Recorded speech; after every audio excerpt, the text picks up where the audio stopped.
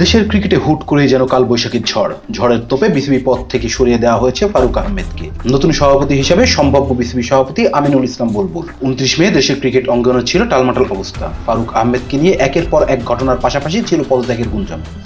যদিও পদত্যাগ না করার সিদ্ধান্তের কথা জানিয়ে দেন ফারুক নিজেই। পরে জাতীয় ক্রীড়া পরিষদ ফারুকের মনোনয়ন বাতিল করে দিলে বিসিবির পরিচালক এবং সভাপতির পদ হারান ফারুক।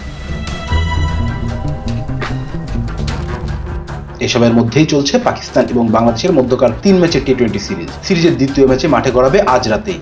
সেসবের দিক যেন খেয়ালই নেই কারো। বর্তমানে ব্যক্তিগত কাজে পাকিস্তান অবস্থান করা তামিম ইকবাল সেখানে অবস্থান করা বাংলাদেশি সাংবাদিকদের সাথে ফোনালাপ করেছেন। বিসিবিতে গুরুত্বপূর্ণ কাজের চেয়ে অগুরুত্বপূর্ণ কাজই বেশি। ক্রিকেট বোর্ডে ক্রিকেট বাদে চলছে সবই। তামিম বলেন, বাংলাদেশ ক্রিকেট বোর্ড এটা হলো ক্রিকেটের একটা বোর্ড। ক্রিকেট বাদে সবকিছুই হচ্ছে এখানে। কে আসবে, কে যাবে, কে সভাপতি হবে, কে হবে না, কে নির্বাচন করবে, কে করবে না, ঠিক আছে, এগুলো একটা অংশ। আজকে দেখবেন বাংলাদেশ ক্রিকেটের প্রতি মানুষের আগ্রহ কমে আসছে। আমার কাছে মনে হয় কে সভাপতি হবে এগুলো আমার বলাতে না বলাতে কোনো কিছুই আসে যায় না। আমি একটা অনুরোধ করব, যারা আছেন বা যারা আসবেন, ক্রিকেট নিয়ে অল্প একটু ভাবেন, কারণ ক্রিকেট তার আকর্ষণ হারাচ্ছে।